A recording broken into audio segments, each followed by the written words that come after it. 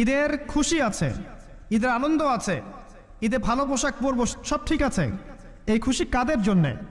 কদ আফলাহা মান তাযাক্কা ওয়া যাকারা ইসমা রাব্বিহি ফাসাল্লা। কার জন্য ঈদের খুশি? যে ব্যক্তি রমজান মাসে আত্মশুদ্ধি অর্জন করতে পেরেছে, রোজা রেখেছে, যাকাত দিয়েছে, নামাজ পড়েছে, লাইলাতুল কদরে রাত জেগেছে, তারাবি পড়েছে, ইত্যাদি ইত্যাদি। এই ব্যক্তি আত্মশুদ্ধি অর্জন করেছে, এই ব্যক্তির জন্য ঈদের খুশি। যে রমজান মাসে সিনেমা দেখেছে, সিনেমার শুটিং করেছে, পর্নোগ্রাফি দেখেছে, সুদ খেয়েছে, শিরিক করেছে, বেদাত করেছে, হারাম খেয়েছে, এর জন্য ঈদের খুশি। মানুষকে ঠকিয়েছে, ব্যবসায় মাল কম দিয়েছে, পণ্য মজুত করেছে, ইচ্ছা করে দ্রব্যের দাম বাড়িয়েছে, সরকারকে বিব্রত করেছে, জনগণকে দুর্ভিক্ষের দিকে ঠেলে দিয়েছে, এদের জন্য ঈদের খুশি? কখনো না। ঈদের খুশি তাদের জন্য যারা আত্মশুদ্ধি অর্জন করতে পেরেছে। যে আপনার জীবনে বড় বড় পাপগুলো কি কি হয়েছে, এই পাপগুলো যদি মানুষের সাথে জড়িত হয়ে থাকে, আপনি মানুষের সাথে গিয়ে গিয়ে